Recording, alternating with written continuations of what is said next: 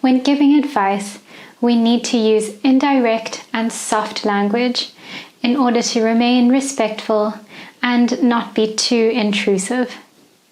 Remember, we are not giving someone a command, but we are simply giving them our opinion as to what we would do in their situation.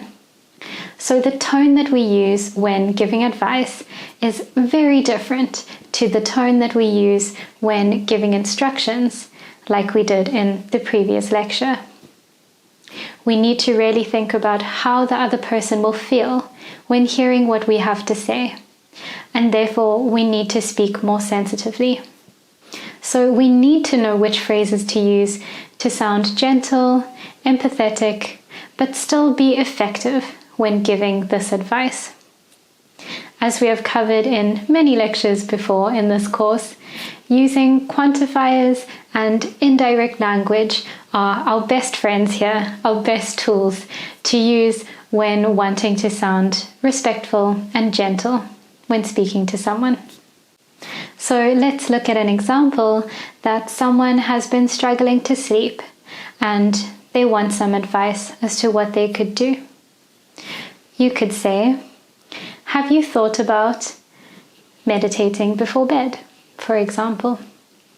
Or perhaps you should try meditating before going to sleep. Or doing some meditation before bed might work. Using the phrase, have you thought about, and the words perhaps and might give this much softer feeling to your advice and your suggestions, and they also make it sound like you yourself are not 100% sure that you have the solution to their problem, but it rather shows that this is simply what you might do in that situation. Often having too much conviction when you are giving advice can bring a bit of a negative feeling to the other person, because it seems a bit like you know everything or you know more than them, or it could come across more as a kind of command, or it can sound very demanding rather than simply being a light suggestion.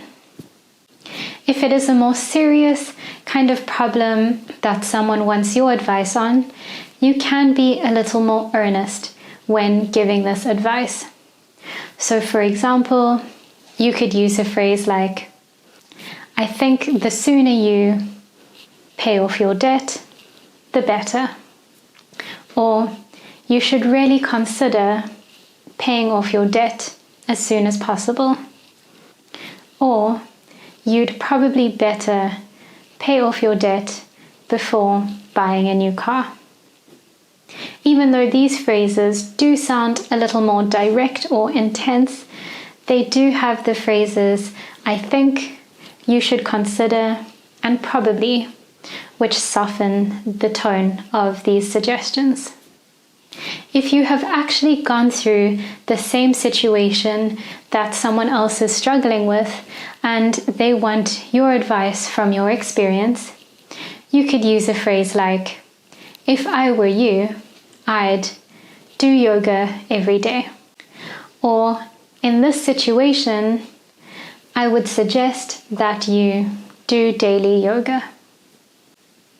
The type of problem that the person has, your relationship with this person, and also your experience or knowledge about this situation or problem will all affect how you give your advice and which phrases you choose when giving this advice. So it is really important that you always think about the situation that you are in before choosing the appropriate phrase to use. Alright, here are the phrases again from this lecture for you to write down now and recap later. And once you're done that, move on to the activity, which is coming up next, and all of the instructions are on that slide. So head over there now, and I will see you once you're done.